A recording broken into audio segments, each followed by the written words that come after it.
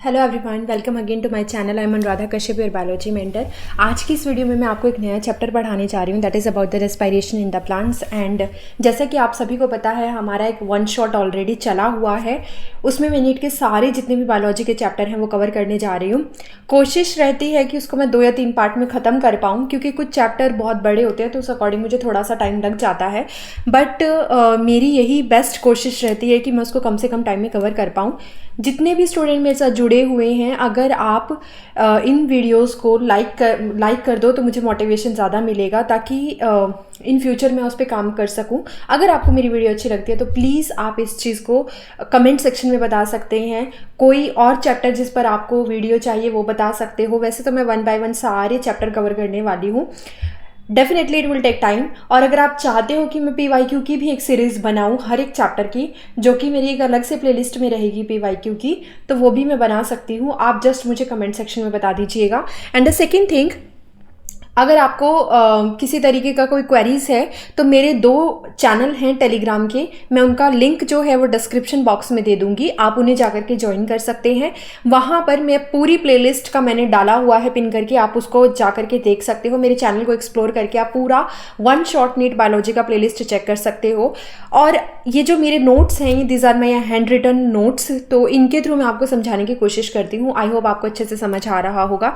तो चलिए let's start with the topic that is respiration in the plant and plant physiology के अंदर हमारी ये जो यूनिट रहने वाली है उसका सेकंड चैप्टर है, क्योंकि उसमें 3 चैप्टर आपको कवर करने हैं। First is your photosynthesis in the higher plant, and the second one is the respiration in the plant, and the third one is plant growth and the development. So उसको हम last में cover करेंगे। आज मैं कोशिश करूंगी कि मेरा जो ये चैप्टर है रेस्पिरेशन प्लांट, इसको मैं कवर करा सकूं।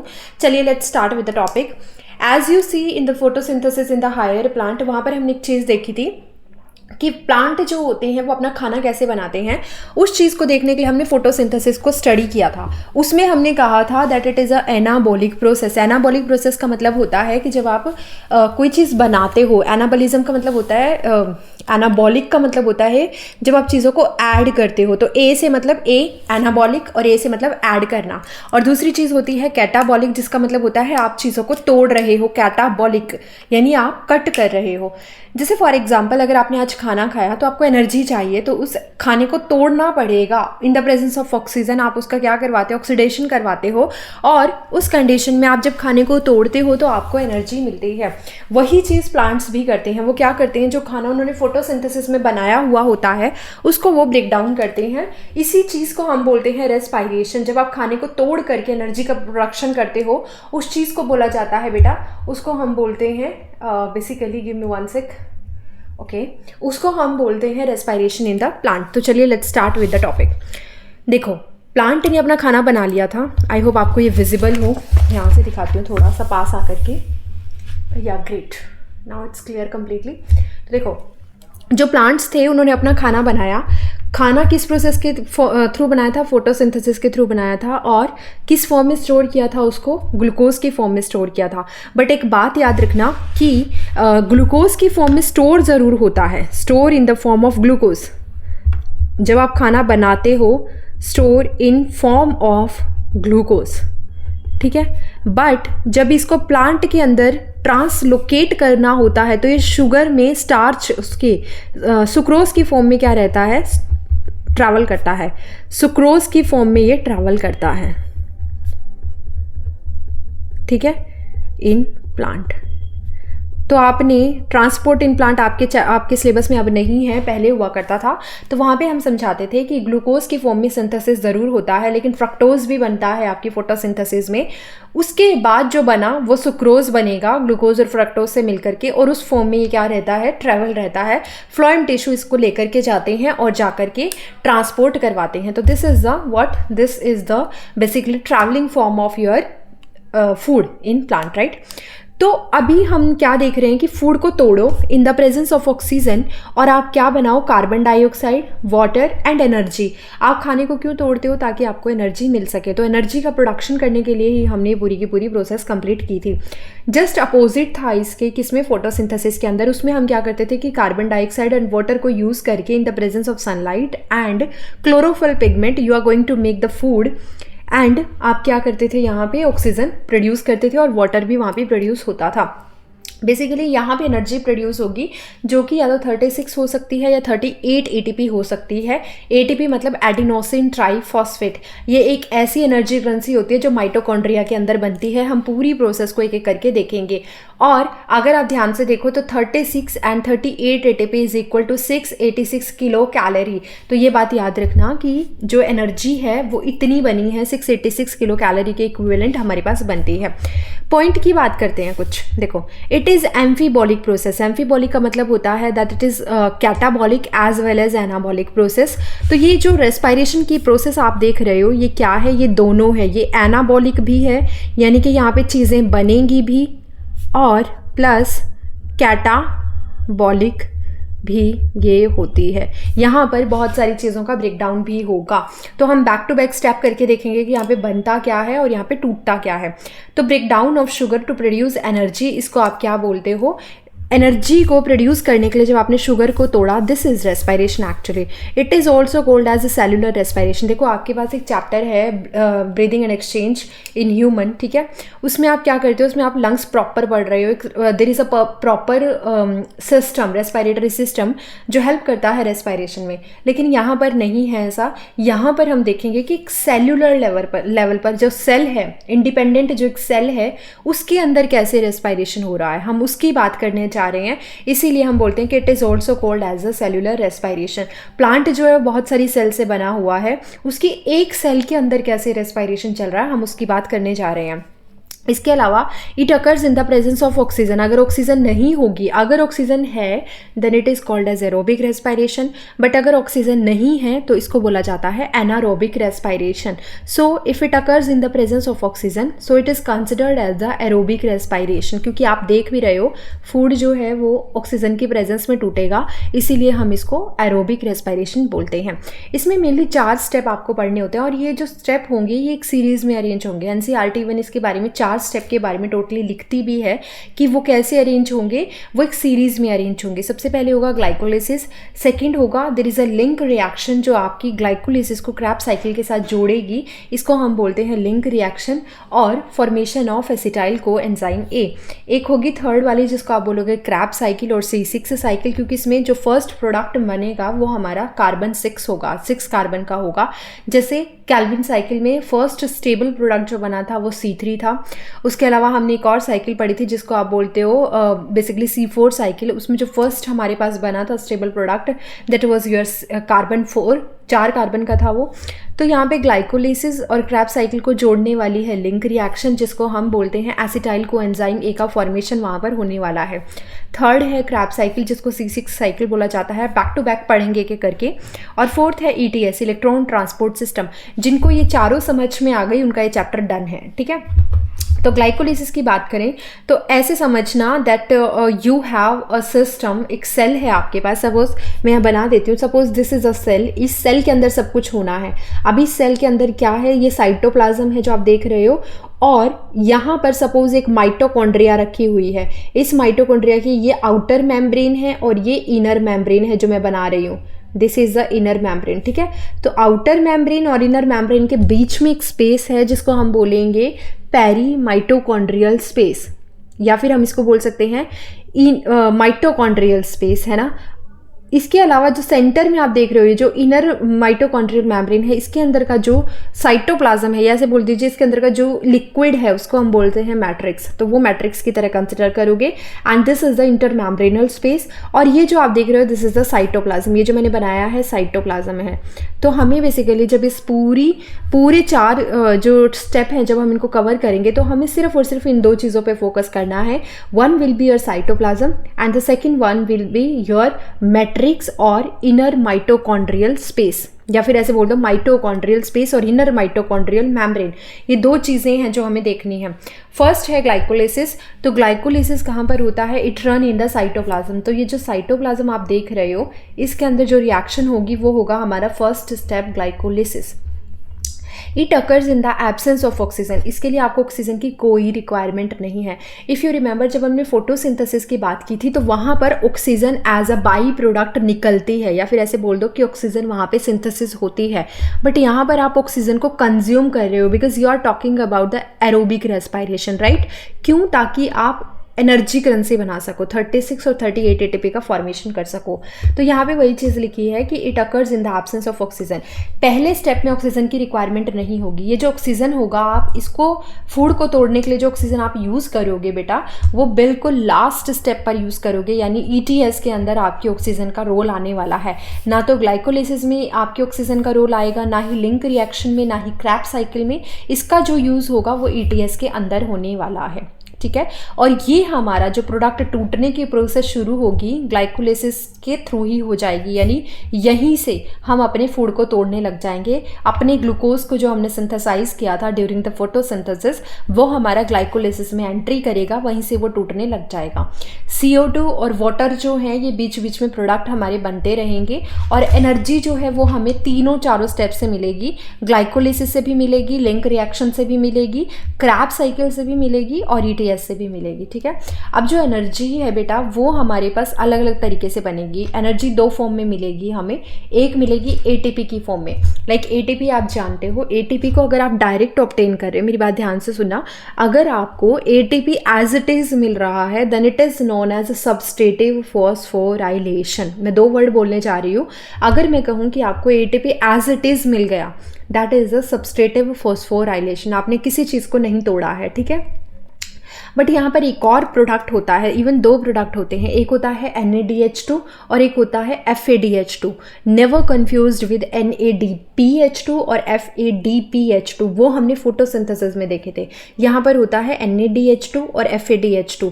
जब ये टूटते हैं तब आपकी ATP बनती है, लेकिन इसको तोड़ने के लिए जो आप प्रोसेस फॉलो करते हो टू फॉर्म ATP, उसको आप बोलते हो oxidative phosphorylation. So you have two method to produce energy. One is the direct method, जिसमें आप एटीपी को डायरेक्ट बना रहे हो, that is the substrative phosphorylation.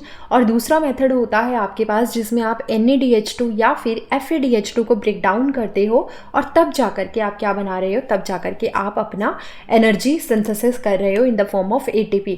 हमेशा याद रखिएगा, eight your level NADH2 will give you 3 ATP molecule and FADH2 will give you 2 ATP molecules. So it is very important to know that 1 NADH2 is equals to 3 ATP and 1 FADH2 is equals to 2 ATP। ये आपके level पर है, लेकिन जब आप थोड़ा higher level पर जाते हो देन यू विल नोटिस कि जो 1 NADH2 होता है वो आपको कितने एनर्जी देता है, 2.5 एनर्जी देता है ATP की फॉर्म में, और जो 1 FADH2 होता है वो आपको 1.5 एनर्जी देता है in the form of ATP।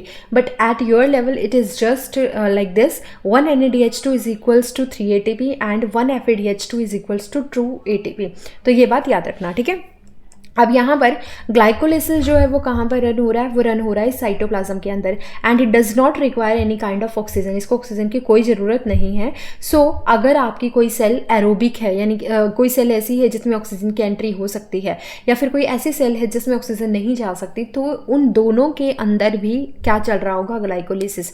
Suppose आपके पास एक जर्म सेल है, मैं नॉर्मल कंसिडर कर रही हूँ, जैसे ये तो चलो एनिमल हो गया, हम प्लांट की बात कर लें अगर, तो there is lot of cells, जैसे बाग सेल्स हैं, उनमें क्या है, एनारोबिक रेस्पिरेशन चल सकता है ना।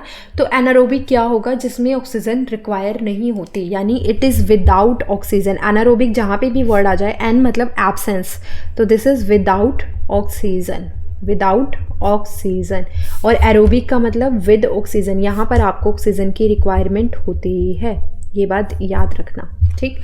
तो ग्लाइकोलिसिस दोनों ही तरीके की सेल्स में चलेगा। क्यों चलेगा, क्योंकि इसको ज़रूरत ही नहीं है ऑक्सीजन की। तो जिन सेल्स के पास माइटोकॉन्ड्रिया नहीं होगा उनके अंदर भी ग्लाइकोलिसिस रन करेगा, और जिनके पास माइटोकॉन्ड्रिया होगा उनके अंदर भी ग्लाइकोलिसिस रन करेगा। इसके बाद जस्ट आप नेक्स्ट स्टेप पे मूव ऑन करते हो, that is a link reaction और क्रैब्स साइकिल। इसका मतलब क्या है, लिंक रिएक्शन हो और क्रैब्स साइकिल हो, दो साइकिल हैं अलग अलग। ग्लाइकोलिसिस से आप एंट्री कर रहे हो लिंक रिएक्शन में, यहाँ पे आपने एंट्री की जिसमें आप ये चीज़ बनवाओगे, और तीसरा आप यहाँ से एंट्री करोगे क्रैब्स साइकिल के अंदर। तो दोनों को मिलाकर के मैंने लिखा है that both are run in the mitochondrial matrix, यानी ये जो अंदर वाला स्पेस आपको दिखाई दे रहा है, दोनों की दोनों रिएक्शंस जो हैं वो यहीं पर चल रही हैं। इसको हम बोलते हैं माइटोकॉन्ड्रियल मैट्रिक्स, ठीक है। सो यहाँ पर आपकी क्या चलेंगी, यहाँ पर चलेगी दोनों में माइटोकॉन्ड्रियल मैट्रिक्स के अंदर लिंक रिएक्शन और Krebs cycle. They occur in the presence of oxygen, so only in aerobic respiration. So अगर आपके पास एरोबिक रेस्पिरेशन की बात आ जाए तो जिनके पास सिर्फ माइटोकॉन्ड्रिया होगी और जिनको ऑक्सीजन मिलती है उन ऑर्गेनिज्म के अंदर ही ये वाली रिएक्शन रन करती है। तो हमेशा याद रखना, the organism which have oxygen for their respiration only in those organism link reaction और क्रैब्स साइकिल रन, तो उन्हीं के अंदर ये चलने वाली है। And the third one is the ETS which run in the mitochondrial membrane and form energy. वो क्या बनाती है बेटा? वो बनाती है आपकी एनर्जी। तो ये बात भी आपको याद रखनी है, रिमेंबर, ये चीज़ हमेशा याद रखिएगा। Okay great. अब देखो ETS की बात करें तो ये कहाँ पे बन रही है? ये इस माइटोकॉन्ड्रियल मेम्ब्रेन के अंदर चल रही है। तो हमने 4 स्टेप पढ़े हैं। पहला स्टेप ग्लाइकोलिसिस जो साइटोप्लाज्म में चल रहा है, दूसरा और तीसरा स्टेप यानी लिंक रिएक्शन और क्रैब्स साइकिल जो है वो सेंटर में चल रही है, मैट्रिक्स में चल रही है माइटोकॉन्ड्रिया के, और फोर्थ स्टेप है इलेक्ट्रॉन ट्रांसपोर्ट सिस्टम जो कहाँ चल रहा है? दोनों मेम्ब्रेन के बीच में चल रहा है, जिसको हम बोलते हैं एक्चुअल में कि वो इनर माइटोकॉन्ड्रियल मेम्ब्रेन पे चलता है। एंड मैंने आपको कहा भी कि जो लास्ट आपका स्टेप होगा, ऑक्सीजन जो होगी हमारी, ये जो ऑक्सीजन है ये इसी लास्ट स्टेप पर ही यूज़ की जाती है as a terminal electron acceptor. जब आप इलेक्ट्रॉन को ट्रांसपोर्ट करवाओगे, इसी वजह से इसका नाम रखा गया है इलेक्ट्रॉन ट्रांसपोर्ट सिस्टम। जब इलेक्ट्रॉन जो है अपनी रिडॉक्स पोटेंशियल के अकॉर्डिंग क्या करेंगे? मूव करेंगे, तो उसी अकॉर्डिंग से इलेक्ट्रॉन ट्रांसपोर्ट सिस्टम के बाद जो फाइनली इलेक्ट्रॉन को एक्सेप्ट करने वाला एक्सेप्टर होगा, that will be your oxygen. इसलिए हम इसको बोलते हैं that it is a terminal electron acceptor in ETS। अब यहाँ पे मैंने आपको एक बात बोली थी that it is a mainly basically what it is a amphibolic process, है ना, कि यानी कि इसमें एनाबॉलिक भी होता है, इसमें कैटाबॉलिक भी होता है। तो यहाँ पे यही चीज़ लिखी है कि भले ही एम्फीबॉलिक हो लेकिन इसमें ज़्यादातर पार्ट जो होता है वो टूटने का होता है, इसलिए हम इसको मेनली तो कैटाबॉलिक प्रोसेस बोलते हैं। It is mainly catabolic process, but some intermediate product of Krebs cycle involve in the formation of some biosynthetic product of other metabolic reaction. There are some intermediate reactions, जैसे जब आप आगे आगे step पढ़ते चले जाओगे तो Krebs cycle आएगी, थर्ड वाला स्टेप जो है Krebs cycle वो आएगा। पहले तो आप स्टेप याद रख लेना लाइन टू लाइन कौन कौन से हैं। First is your glycolysis, second one is your link reaction जिसमें आपको एसिटाइल को एंजाइम ए का फॉर्मेशन करवाना होता है। थर्ड होती है आपके पास Krebs cycle जिसको हम सिट्रिक एसिड साइकिल भी बोलते हैं। याद रखना C6 साइकिल को आप एक नाम और देते हो, citric acid cycle, citric acid cycle, या हम इसको और क्या बोलते हैं? C6 साइकिल बोलते हैं, या फिर इसको TCA भी बोला जाता है, try carboxylic acid pathway. Try मतलब 3, कार्बोक्सिलिक मतलब COH ग्रुप वाला एक पूरा का पूरा आपके पास कंपाउंड बनता है, तो हम इसको TCA भी बोलते हैं। क्लियर? तो जब आप Krebs साइकिल में पहुंचोगे तो वहाँ पे भी एक 10 स्टेप पाथवे चलता है और उसमें एक प्रोडक्ट बनता है जिसको हम बोलते हैं अल्फा कीटो ग्लूटारिक एसिड। वो एक ऐसा प्रोडक्ट होता है that act as a intermediate product, और वहाँ से आप जाकर के एक ग्लूटामेट नाम का अमीनो एसिड भी बनवा सकते हो अगर प्लांट को रिक्वायरमेंट है।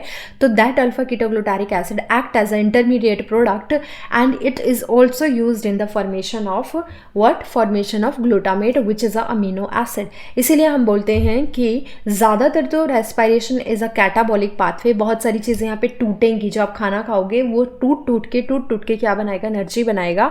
But there is a probability कि आपके पास जो प्रोडक्ट आप बना रहे हो, there are lot of intermediate product जो आप बनाओगे, वो इंटरमीडिएट प्रोडक्ट आपके यूज़ आ सकते हैं कोई और प्रोडक्ट बनाने के। यहाँ पे एक बात लिखी है दैट 36 ATP और 38 ATP I told you in this process which is not a complete process actually in one step.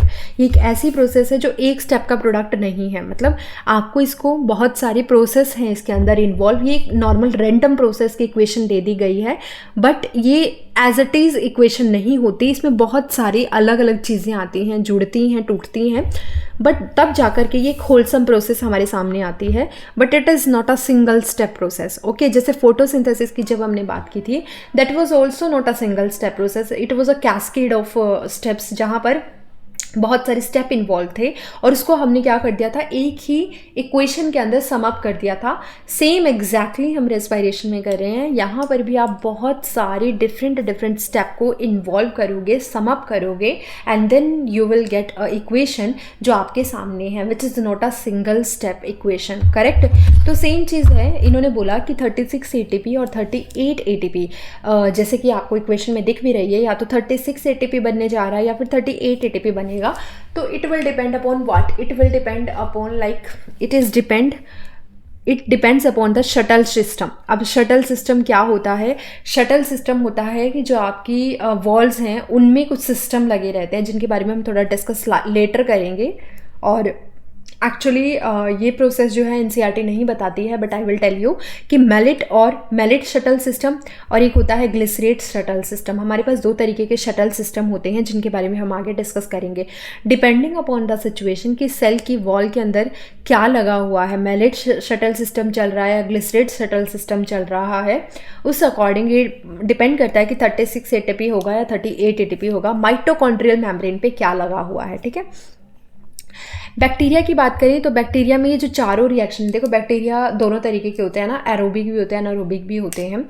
तो अगर एनारोबिक बैक्टीरिया हैं तो एनारोबिक बैक्टीरिया मतलब उनके पास कोई, देखो उनके पास वैसे भी माइटोकॉन्ड्रिया जैसे कोई चीज़ नहीं होती, बिकॉज यू ऑल नो कि प्रोकैरियोट क्या होते हैं, they lack the well defined membrane bound organelles. ऐसी कोई ऑर्गेनिल उनके पास नहीं होती जिसके एक वेल डिफाइंड मेम्ब्रेन हो, एंड उनके पास न्यूक्लियस जो होता है वो सेंटर में ही रखा रहता है, जिसको हम बेसिकली क्या बोल देते हैं, इंसिपिएंट न्यूक्लियस बोल देते हैं, या फिर हम उसको बेसिकली उसको हम और भी चीज़ें बोल सकते हैं, इंसिपिएंट न्यूक्लियस हो गया या नेक्ड डीएनए हम उसको बोल देते हैं। ठीक है, तो वो क्या है, प्रोकैरियोट। प्रोकैरियोट में अब माइटोकॉन्ड्रिया जैसी कोई चीज़ नहीं है, इसका मतलब वहाँ पे कोई एग्जैक्ट एरोबिक रेस्पिरेशन नहीं होता। बट इफ़ यू रिमेंबर, अगर आपको प्रोकैरियोट में प्लाज्मा मेम्ब्रेन की स्ट्रक्चर याद हो तो there is a invagination in the plasma membrane which are going to make mesosome. वो क्या बनाते हैं बेटा, वो बनाते हैं मीजोजोम। और मीजोजोम एक ऐसी स्ट्रक्चर है जिसको एनसीईआरटी लिखती है cell the unit of life chapter में कि mesosome are the invagination of the plasma membrane which help in the synthesis also, sorry which help in the respiration of plant also. तो plant की respiration में भी मेसोजोम help करते हैं। तो bacteria में जो चारों रिएक्शन चलेंगी, whether it is your glycolysis, link reaction, Krebs cycle, ETS, ये चारों रिएक्शन कहाँ पे चलने वाली हैं? All the 4 reactions occur in the cytoplasm और इन द मेसोजोम। सब की सब रिएक्शन सिर्फ यहीं पे चलने वाली है। प्लांट की बात करते हैं तो प्लांट में respiration is absent in the deeply present tissue like heartwood and the sapwood. ऐसी जो स्ट्रक्चर्स है लाइक हर्टवुड हो गया, सैपवुड हो गया, वहाँ पे प्लांट के मतलब वहाँ तक प्लांट में क्या नहीं होता, वहाँ तक प्लांट में ऑक्सीजन नहीं जा पाती है, तो इसलिए हम बोल देते हैं कि प्लांट के अंदर रेस्पिरेशन जो है उनके अंदर नहीं होगा। अब एक क्वेश्चन दिमाग में आएगा कि मैम क्या प्लांट को किसी ऑर्गन की ज़रूरत नहीं होती रेस्पिरेशन के लिए? एग्जैक्टली नो, नहीं होती। क्यों नहीं होती? क्योंकि देखो जो हम हैं, हमारे अंदर क्या है, cells are very compactly arrange. एक सेल दूसरे सेल से कम्प्लीटली अटैच होती है, एडजेसेंट होती है, there is no intercellular spaces between the cells. इस वजह से there is no priorities to exchange. आप इसमें डायरेक्टली एक्सचेंज या डिफ्यूज़न नहीं करा सकते हो, because there is no medium between the 2 cells, right. तो उस कंडीशन में क्या होगा, cells are not loosely arrange, they are very compactly arrange, एक दूसरे से बहुत कॉम्पैक्टली जुड़े हुए हैं। तो यहाँ पे सिनेरियो कम होता है इन ह्यूमन ऑर्गेनिज्म कि वहाँ पर सेल्स में जो एयर है उसका डिफ्यूजन हो पाएगा easily. But in the plant the total scenario is opposite. वहाँ पे जो सेल्स हैं they are loosely arrange, and the second thing there is intercellular spaces between the cell which help in the diffusion very easily. ठीक है, तो इसीलिए जो tissue की जो सेल्स हैं, एक्चुअली टिश्यूज़ में जो सेल्स हैं they are very loosely arrange, जिसकी वजह से हर एक सेल अपना इंडिपेंडेंट एग्जिस्टेंस रखती है और अपना इंडिपेंडेंटली डिफ्यूज़ करवा सकती है गैसेस को। इसलिए वहाँ पे डायरेक्ट जो एयर, जो प्लांट है उसका हर एक पार्ट डायरेक्ट एयर के कॉन्टेक्ट में होता है, तो डायरेक्टली डिफ्यूज़न हो पाता है। ठीक है, but there are some tissue like जो डीपली प्रेजेंट है, बहुत गहराई में है प्लांट के अंदर, जैसे हर्टवुड हो गया, सैपवुड हो गया, तो ये इनके पास ऑक्सीजन नहीं जा पाती, तो they most probably anaerobic respiration show करते हैं। क्लियर। प्लांट में जो होता है रेस्पिरेटरी ऑर्गन्स आर व्हाट, जैसे हमारे अंदर, मैंने अभी कहा हमारे अंदर रेस्पिरेटरी ऑर्गन लंग्स होते हैं ना। In humans there is a proper well defined respiratory system, जिसको आप क्या बोलते हो, ब्रीदिंग एंड एक्सचेंज वाले चैप्टर में आपने पढ़ा है ह्यूमन रेस्पिरेटरी सिस्टम, जिसमें लंग्स इन्वॉल्व होते हैं, आपका डायफ्राम इन्वॉल्व होता है, करेक्ट। बट प्लांट में ऐसा नहीं होता। प्लांट में जो होगा रेस्पिरेशन के लिए या जो एयर को एंट्री देने के लिए होगा, एयर को एग्जिट आउट करने के लिए होगा, that is just the stomata which is present on the leaf. And there are lenticels. Lenticels are basically made up of the complementary cells, जो क्या करती हैं, जो थोड़ा थोड़ा स्पेस या पोर्स क्रिएट कर देती हैं आपकी बार्क के अंदर, जिसकी वजह से थोड़ी एयर की एंट्री हो पाती है। तो प्लांट में respiratory organs are what they are the stomata और the lenticels, but a proper well defined respiratory system is not present in your plants. Next अब हम शुरू करने जा रहे हैं glycolysis.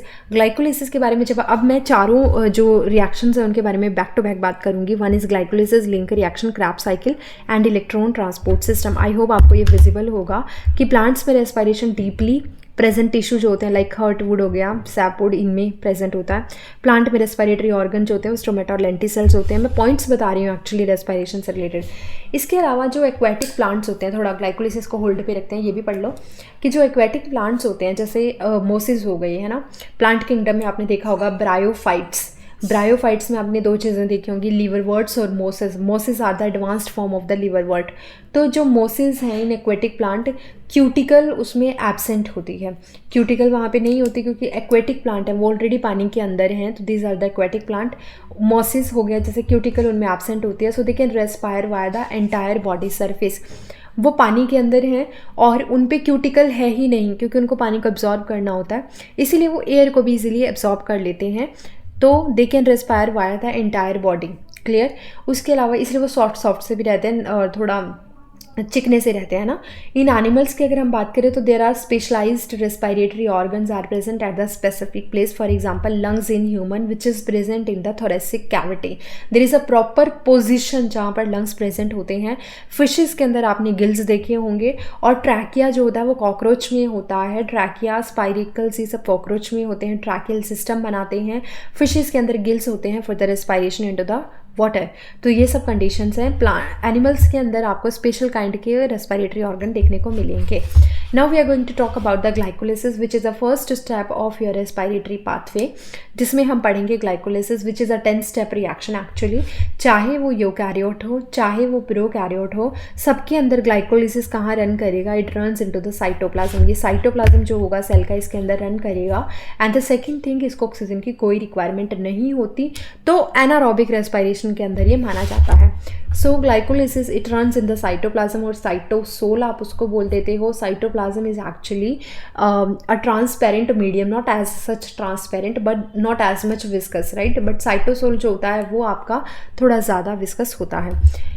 Run in prokaryote and eukaryote दोनों के अंदर ये चलता है। And it run in the absence of the oxygen, that's why it is called as anaerobic respiration.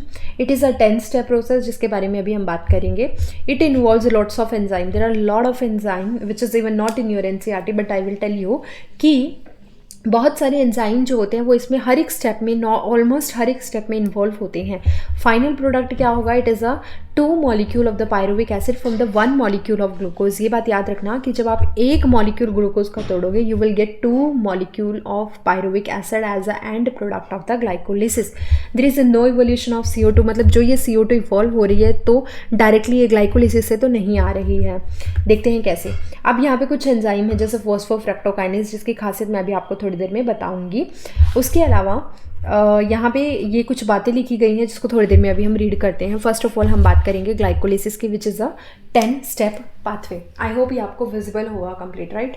देखो ग्लाइकोलिसिस जो है ये एक्चुअली 3 साइंटिस्ट ने इस पाथवे को दिया था। वन इज़ एम्बेडेन, सेकंड थे आपके पार्नेस, थर्ड थे सेकंड थे आपके मेयरहोफ बोला जाता है इनको, थर्ड थे पार्नेस, इसलिए हम इसको EMP पाथवे भी बोलते हैं। एम्बेडेन, मेयरहोफ, पार्नेस पाथवे, NCERT ने इनका कंप्लीट नेम दिया हुआ है, तो please go with that. And इसके अलावा हम इसको ट्रायोस-P पाथवे भी बोलते हैं क्योंकि इसमें जो फर्स्ट प्रोडक्ट बनता है वो 3 कार्बन का बनता है। ट्रायोस फॉस्फेट पाथवे है ना, तो फॉस्फेट होता है उसके पास। अब देखो आपने क्या किया, शुरुआत में आपने ग्लूकोज को डाला, किसके अंदर डाला होगा, सेल के साइटोप्लाज्म के अंदर। सपोज एक सेल है, उसके साइटोप्लाज्म के अंदर ही सब कुछ चलेगा। तो आपने जब खाना खाया या प्लांट ने जब, एक्चुअली मैं आपको प्लांट की तरह कंसिडर कर रही हूँ, तो जब एक प्लांट एक प्लांट जब खाना खाता है, ध्यान से सुनो, जब एक प्लांट खाना खाता है तो वो फोटोसिंथेसिस कर रहा है एक्चुअली, और उस फोटोसिंथेसिस के थ्रू उसने क्या बनाया होगा, ग्लूकोज बनाया होगा। ग्लूकोज भी बनाया होगा, फ्रक्टोज भी बनाया होगा, दोनों ने मिलकर के सुक्रोज बना लिया होगा, और वही सुक्रोज आपका ट्रांसपोर्ट हो रहा है फ्लोएम के थ्रू, है ना, leaf to all parts of the plant के सारे पार्ट्स में वो ग्लूकोज जा रहा है, सुक्रोज जा रहा है। सुक्रोज से वापस ग्लूकोज बना और फाइनली आपका ग्लूकोज एंट्री कर जाता है साइटोप्लाज्म के अंदर। अब इस साइटोप्लाज्म में क्या क्या चल रहा है, हर एक सेल के पास साइटोप्लाज्म होता है और हर एक सेल के पास ग्लूकोज पहुंचता है, और वो ग्लूकोज अब आगे काम करेगा एनर्जी बनाने के लिए, ताकि ऑल ऑफ द एक्टिविटीज़ जो होंगी प्लांट की वो परफॉर्म की जा सकें। तो ग्लूकोज कैसा होता है, C6H12O6 which is a 6 carbon compound. में लिख देती हूँ जिन स्टूडेंट्स को अभी याद नहीं रहता, थोड़ा सा मुश्किल होता है जिनके लिए। C6H12O6 this is a chemical composition of the glucose, right. यानी कि इसमें आपको दिख रहा है there is a 6 carbon molecule and 6 carbon actually it is 1 molecule. आपने एक मॉलिक्यूल ग्लूकोज का उठाया, उसको जो आपने सेल के साइटोप्लाज्म में एंट्री करवाया, तो जब आपको रिएक्शन को स्टार्ट करना है, you have to give some energy to it, right. तो आप क्या करोगे, ग्लूकोज में आपने फॉस्फेट ग्रुप जोड़ना है, वो भी ग्लूकोज की 6 पोजीशन के ऊपर। You have to add the phosphate group. कहाँ से ऐड करोगे, आपको एटीपी को ब्रेक डाउन करना होगा। एटीपी को ब्रेक डाउन करते हो तो ये किस में टूटता है, ये टूटता है एडीपी प्लस इनऑर्गेनिक फॉस्फेट के अंदर। इसको तोड़ने पर एक जो इनऑर्गेनिक फॉस्फेट निकला, ये इनऑर्गेनिक फॉस्फेट आकर के ग्लूकोज के साथ जुड़ गया। कौन सी पोजीशन पर, 6th पोजीशन पर, यानी ग्लूकोज से क्या बना, ग्लूकोज 6 फॉस्फेट, ठीक है। तो ग्लूकोज से क्या बना, ग्लूकोज 6 फॉस्फेट, जो कैसा था, 6 कार्बन का एक मॉलिक्यूल होता है। अब कुछ नहीं करता, इसमें आपके पास एक एंजाइम इन्वॉल्व होता है जिसको हम बोलते हैं हेक्सोकाइनेज। आपको ग्लाइकोलाइसिस में 10 स्टेप फॉलो करने हैं, और हर एक स्टेप पर आपको जो एंजाइम होगा वो याद रखना है, कौन सा कॉम्पोनेंट होगा यूज़ वो याद रखना है, और जो उसका प्रोडक्ट जो बनेगा वो याद रखना है। So this is the first step जिसमें आपने एटीपी को यूज़ किया, आपने स्टार्ट करने के लिए इंजन को कुछ एनर्जी दी, और एडीपी प्लस इनऑर्गेनिक फॉस्फेट बना। ये इनऑर्गेनिक फॉस्फेट ग्लूकोज के 6 कार्बन पर जाकर के जुड़ गया और उसने बना दिया glucose 6 phosphate, and the reaction is catalysed by the enzyme hexokinase in the presence of a cofactor that is magnesium ion. इसकी प्रेजेंस में ये सारा काम होने जा रहा है। अब ग्लूकोज 6 फॉस्फेट से फ्रक्टोज 6 फॉस्फेट बनता है in the presence of another enzyme that is the isomerase. कुछ चेंज नहीं हुआ, ये भी 6 कार्बन का, ये भी 6 कार्बन का, ये एक मॉलिक्यूल, ये भी एक molecule, and this is the second step. इसमें जो एंजाइम इन्वॉल्व है that is isomerase. Third step है, फ्रक्टोज 6 फॉस्फेट ने बोला कि मुझे एक और फॉस्फेट ला करके दो और वो मेरे फर्स्ट कार्बन पर जोड़ दो। अब अगर आपको एक और फॉस्फेट देना है तो आपको एक और एटीपी को तोड़ना पड़ेगा, तो you have to break down one another ATP molecule. ATP को तोड़ा तो एडीपी और इनऑर्गेनिक फॉस्फेट मिला, क्योंकि एटीपी ही आपको इनऑर्गेनिक फॉस्फेट यहाँ पर दे रही है ज़्यादातर स्टेप पर, right. ADP plus inorganic phosphate टूटा, इसमें एटीपी, इनऑर्गेनिक फॉस्फेट फ्री हुआ, ये जाकर के फ्रक्टोज के फर्स्ट पोजीशन पर जुड़ गया। फ्रक्टोज का जो फर्स्ट कार्बन है उसके साथ जुड़ गया। इसने क्या बनाया, फ्रक्टोज 1,6 बाई बोल दो या डाई बोल दो, डाई फॉस्फेट या बाई फॉस्फेट, है ना, बिस भी बोल सकते हो। ये भी क्या है, 6 कार्बन का है, ये भी 1 मॉलिक्यूल था, ये भी 1 मॉलिक्यूल था। This is the third step, and यहाँ पर जो एंजाइम इन्वॉल्व है दैट इज योर फर्स्ट वो फ्रक्टोकाइनेज, और इसको जिस रिएक्शन इसको जिस एंजाइम की ज़रूरत है दैट इज, जिसको जिस कोफैक्टर की ज़रूरत है वो है मैग्नीशियम। तो आपने 3 स्टेप फॉलो किए। अब इन 3 स्टेप पे एक बात और याद रखना कि कौन कौन से रिएक्शन रिवर्सिबल है और कौन से इरिवर्सिबल। रिवर्सिबल का मतलब होता है आप आगे जाके उस प्रोडक्ट से पीछे आ सकते हो वापस, यानी you can go in the both direction, you can go forward as well as you can go backward, right. Irreversible होता है that you have to go in to one direction, आपको सिर्फ एक ही डायरेक्शन में चलना है, that is your irreversible reaction. You can go into the forward direction only, you cannot come into the backward direction. जैसे यहाँ पर आप देखो, this arrow representing the reversible reaction, like आप ग्लूकोज से ग्लूकोज 6 फॉस्फेट की तरफ जा सकते हो, बट अगर आप इसको एडीपी और इनऑर्गेनिक फॉस्फेट, जो इसका इनऑर्गेनिक फॉस्फेट है, अगर वो निकाल लो तो आप वापस भी जा सकते हो, ग्लूकोज बना सकते हो। सेकंड स्टेप में ऐसा नहीं है, अगर आप यहाँ पे आ गए तो आप इससे वापस नहीं जा सकते। थर्ड स्टेप में आप वापस जा सकते हो। सपोज आप यहाँ तक आ गए और फिर यहाँ तक भी आ गए, लेकिन यू वांट टू कि नहीं मुझे आगे नहीं जाना, एंट्री नहीं करनी, तो आप उसको वापस जाना चाहते हो तो आप वापस जा सकते हो, ठीक है। अब यहाँ पे जो एंजाइम इन्वॉल्व है, so it is also also reversible reaction. यहाँ पे जो एंजाइम इन्वॉल्व है इसको हम बोलते हैं फोस्फोफ्रक्टोकाइनेज। एक्चुअल में this enzyme is very important, इसको PFK करके लिखा जाता है, PFK, ठीक है। इसका काम क्या होता है, यहाँ पे लिखा है that phosphofructokinase it is also called as a pace maker because it is having active as well as allosteric site. देखिए कोई भी एंजाइम अगर हो वो एक प्रोटीन होती है और प्रोटीन की फोल्डेड स्ट्रक्चर होती है जो कि क्वार्टरनरी या टर्शियरी स्ट्रक्चर में हमें अवेलेबल होती है। तो जब वो बहुत फोल्डेड होती है, जैसे ऊन का गोला होता है, ऊन के गोले में अगर आप फोल्ड कर रहे हो उसको तो बीच बीच में क्या बन जाते हैं, छेद बन जाते हैं। उन होल्स को हम ट्रीट करेंगे एक एंजाइम में, एक प्रोटीन में। जब वो फोल्ड हो रही है तो उसको ट्रीट करोगे आप as an active site, as an pocket. तो जब वो पॉकेट बनी है उस पॉकेट में आकर के सबस्ट्रेट जुड़ेगा और फिर बनेगा प्रोडक्ट। तो उस प्रोडक्ट को बनने के लिए एक एक्टिव साइट की रिक्वायरमेंट होती है, क्योंकि वहाँ पे सबस्ट्रेट जुड़ता है और जाकर के आपका क्या बनता है, तब जाकर के आपका एंजाइम बनता है। जिन बच्चों को और डिटेल में समझना है आप मेरा बायोमोलिक्यूल का लास्ट लेक्चर ले सकते हैं, एंजाइम वाला प्लेलिस्ट में मिल जाएगा। उसके अंदर मैंने प्रॉपर समझाया है कि कैसे एंजाइम में एक्टिव साइट बनती है, ठीक है। तो एक्टिव के अलावा भी देयर आर सम साइट्स जिनको हम बोलते हैं एलोस्टेरिक साइट। अगर एक्टिव साइट पर आकर के सबस्ट्रेट जुड़ गया और उसने अपना प्रोडक्ट बना दिया, दैट इज़ ग्रेट। बट अगर एलोस्टेरिक साइट पर आकर के एक मॉड्यूलेटर जुड़ गया which act as a activator, तो वो क्या करेगा, वो रिएक्शन को और स्पीड अप कर देगा। बट अगर उसी मॉड्यूलेटर साइट पे, जिसको हम एलोस्टेरिक साइट बोल रहे हैं, अगर उस पर आकर के कोई इनहिबिटर जुड़ गया तो पूरी रिएक्शन को कम कर सकता है। तो फोस्फोफ्रक्टोज काइनेज एक ऐसा एंजाइम है जिसके पास दो साइट हैं, एक है एक्टिव साइट और दूसरी है एलोस्टेरिक साइट। एक्टिव साइट पर तो सबस्ट्रेट जुड़ेगा ही जुड़ेगा, बट जो एलोस्टेरिक साइट है उस पर एक्टिवेटर भी आकर के जुड़ सकता है और इनहिबिटर भी आकर जुड़ सकता है। अगर एक्टिवेटर आकर के जुड़ गया तो इसका मतलब रिएक्शन स्पीड अप हो जाएगी, बट अगर इनहिबिटर आकर के जुड़ गया तो मतलब रिएक्शन जो है वो स्लो डाउन हो जाएगी। तो इसमें यही कहा गया है कि इट्स एक्टिवेटर इज एडीपी। अगर एडीपी जुड़ा तो वो आकर के एक्टिवेट कर देगा, whereas ATP act as inhibitor. अगर एटीपी ज़्यादा बन रहा है, रिक्वायर्ड भी नहीं है, और वो आकर के जुड़ जाएगा तो पूरी रिएक्शन को स्टॉप कर देगा। यानी एटीपी यहाँ पे फीडबैक नेगेटिव दे रहा है, नेगेटिव फीडबैक इनहिबिशन मैकेनिज्म होती है वो दे रहा है, ठीक है। Whenever ATP synthesized in excess, उसने कहा कि जब एटीपी बहुत बन गया तो आप क्यों चारों स्टेप को फॉलो करवाओगे, आप रुक जाओ ना। अगर एटीपी बहुत बन रहा है, आपको ज़रूरत नहीं है, तो आप क्यों बार बार वही रिएक्शन करवाओगे, तो आप रुको। तो उसको आप फर्स्ट स्टेप पे ही रोक दो। जैसे ही एटीपी बहुत ज़्यादा बनता है वो क्या करता है, वो ग्लाइकोलिसिस के इस एंजाइम के पास आता है, इसके एलोस्टेरिक साइट पे अटैच हो जाता है और बोलता है भाई रुक जा, आगे रिएक्शन मत करा। आगे रिएक्शन अगर हुई तो पूरी रिएक्शन जाएगी और फालतू एनर्जी वेस्ट होगी, रहने दे, इसको यहीं पे रोक दे। तो phosphofructokinase is a pace maker, it decide whether your reactions will go into forward direction और नॉट, ठीक है, whether you are going to make ATP more और नॉट। तो ये डिसाइड करता है कौन, this enzyme that is a phosphofructokinase, ठीक है। It is very important enzyme, it is also known as PFK.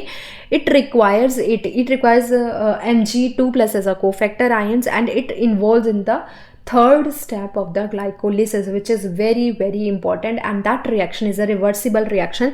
You can go into the forward direction or you can go into the backward direction. If you don't need any kind of ATP, तब आप रुक जाओ, आपको ज़रूरत नहीं है। ATP खुद आकर के इसको रोक देगा रिएक्शन को। बट अगर आपको रिएक्शन आगे लेकर के जानी है तो आप यहाँ पे ADP डाल दो। ADP डालोगे तो ये रिएक्शन और आगे चलेगी, ठीक।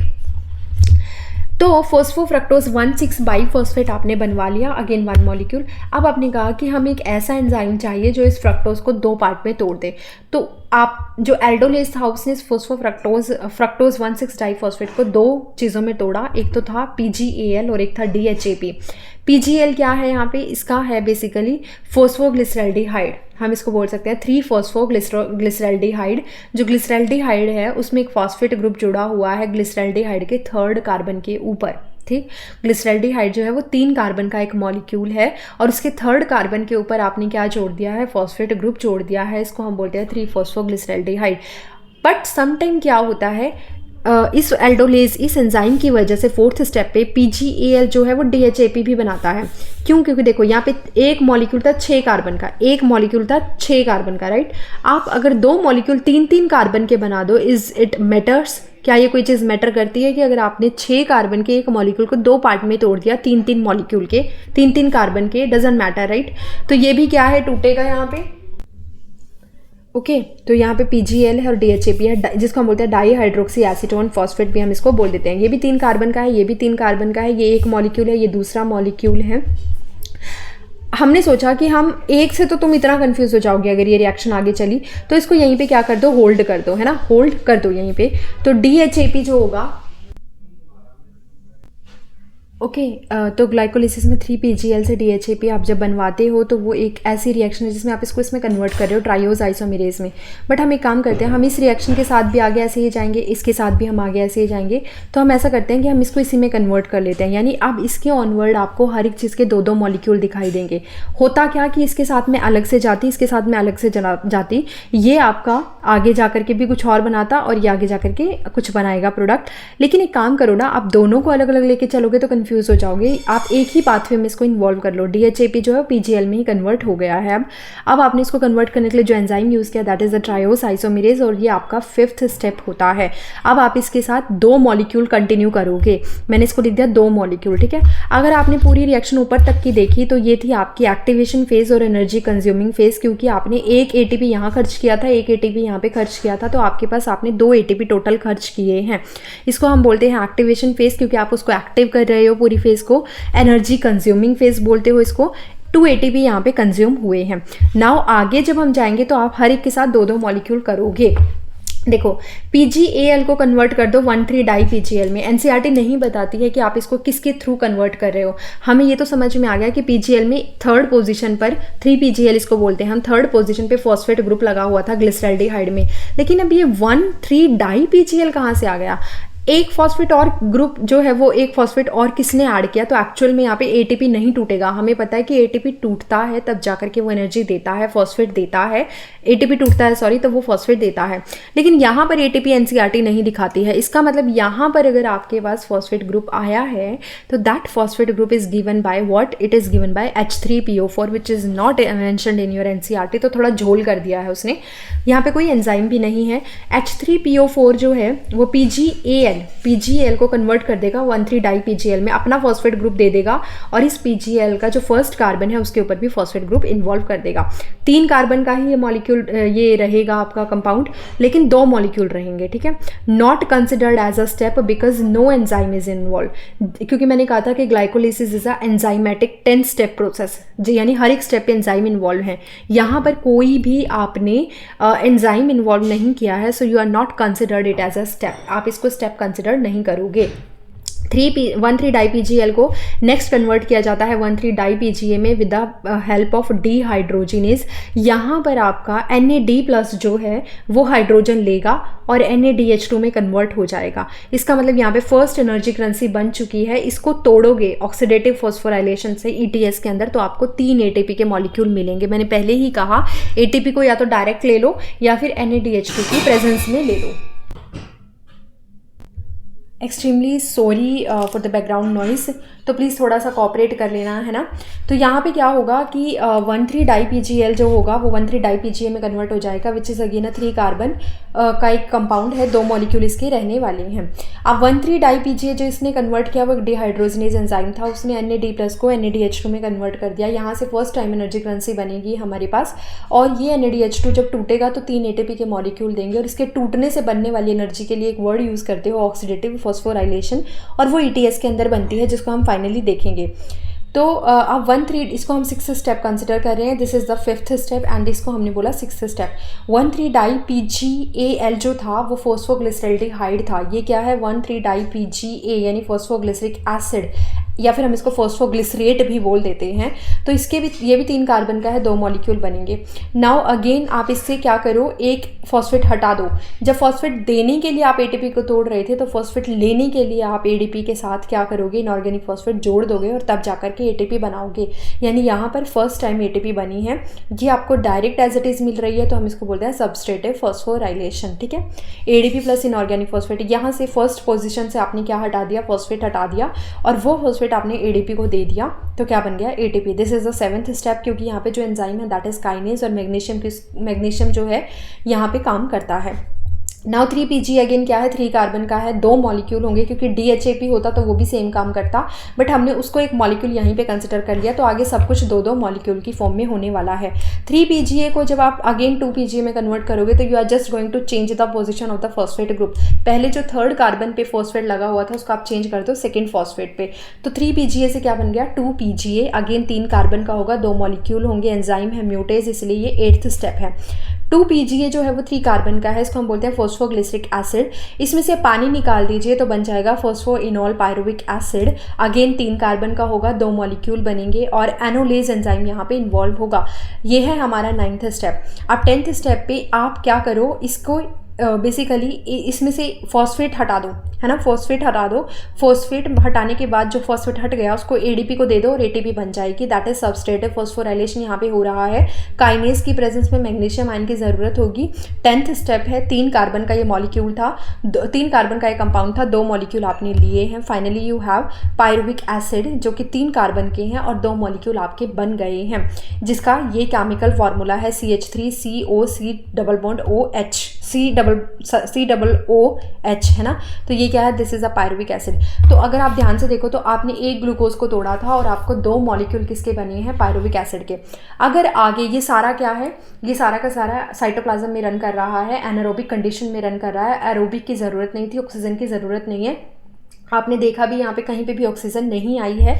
और यहाँ पे अगर ध्यान से देखोगे तो 2 NADPH2, क्योंकि 2 मॉलिक्यूल है ना, तो 2 NADPH2, sorry not NADPH2, it is NADH2, 2 यहाँ मिलेंगे आपको और यहाँ पे 2 ATP आपको यहाँ मिल रही हैं। एक ATP मतलब 2 ATP और 2 ATP, टोटल 4 ATP आपको इस रिएक्शन में मिली हैं।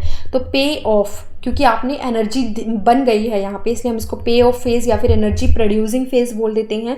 यहाँ पे टोटल 4 ATP बनती हैं। अब अगर पूरी ATP का करना हो, आपको पूरा समराइज़ करना हो, तो 4 ATP यहाँ बनी थी, 2 ATP यहाँ पे खर्च हुई थी, तो by glycolysis you have 2 ATP, net जो है वो 2 ATP है ना, एक टाइम पे। एक ग्लाइकोलिसिस से 2 पायरुविक एसिड के प्रोडक्ट बने हैं, 2 मॉलिक्यूल ऑफ पायरुविक एसिड आपको मिले हैं। 10 स्टेप प्रोसेस है, हर स्टेप पे एंजाइम इन्वॉल्व है। 6th स्टेप पे आपको NADH2 भी मिल रहा है, एक NADH2 आपको 3 ATP देता है, तो 2 NADH2 वाया ऑक्सीडेटिव फॉस्फोराइलेशन आपको 6 ATP देंगे। तो ये सारा एनर्जी चार्ट है, यहाँ पे देखो। सबस्ट्रेटिव फॉस्फोराइलेशन मतलब डायरेक्ट ATP प्रोड्यूस्ड कितनी हुई है, 4 ATP, जो कि हमें पे ऑफ फेज में मिली हैं, जो कि 5th स्टेप के बाद वाले स्टेप है, उनमें हमें 4 ATP मिली। 2 हमारी कंज्यूम हो गई थी, हमारे 5th स्टेप से ऊपर के स्टेप में 2 कंज्यूम हो गई थी, तो नेट गेन कितना है, 2 ATP का। ऑक्सीडेटिव फॉस्फोराइलेशन का मतलब यहाँ पे 2 NADH2 हमें मिले हैं, इस वाली स्टेप पे हमें 2 NADH2 मिले हैं 6th स्टेप पे, और ये इक्विवेलेंट टू है ATP के। 1 NADH2 gives 3 ATP, so total ATP is, ये भी 3 ATP, 2 NADH2 कितने देंगे, 6 ATP, तो टोटल ATP कितना हो गया, 8 ATP हो गया। अब अगर इसको ऑक्सीजन मिल जाती है फर्दर, तो ये किस में एंट्री कर जाएगा, लिंक रिएक्शन में। बट अगर इसको ऑक्सीजन नहीं मिली फर्दर, तो ये किस में एंट्री कर जाएगा, एनारोबिक रेस्पिरेशन में, जिसके बारे में मैं अब आपको नेक्स्ट क्लास में बताऊंगी, नेक्स्ट वीडियो में बताऊंगी। अभी के लिए आई होप आपको ये पूरा का पूरा ग्लाइकोलिसिस अच्छे से समझ आ गया होगा। तो हमने फर्स्ट स्टेप कंप्लीट कर लिया है रेस्पिरेशन का। एरोबिक में ग्लाइकोलिसिस जो होगा ये आपका दोनों में चलेगा, मतलब कहने का कि जो ऑक्सीजन को यूज़ करते हैं उनके अंदर भी चलेगा, जो ऑक्सीजन को यूज़ नहीं करते उनके अंदर भी चलेगा। तो it is very crucial step, अगर ये नहीं होगा तो रिएक्शंस आगे नहीं जा पाएंगी। So it is very important. आपने ग्लूकोज 6 कार्बन का एक मॉलिक्यूल लिया and finally you have 2 molecule of pyruvic acid और एक मॉलिक्यूल इसमें 3 कार्बन का है, तो कार्बन अभी बैलेंस है। टोटल नेट गेन ATP आपके पास 8 ATP का हो चुका है। कैसे टूटेगा NADH2 टूट के ATP कैसे बनाएगा, ये हम ETS के अंदर स्टडी करेंगे। तो please connect with me by channel, मैं आपको लिंक दे दूँगी डिस्क्रिप्शन बॉक्स के अंदर। अगर आपको मेरी वीडियोज़ अच्छी लगती हैं तो please hit the like button, subscribe the channel and give me motivation. Stay tuned with me. Thank you.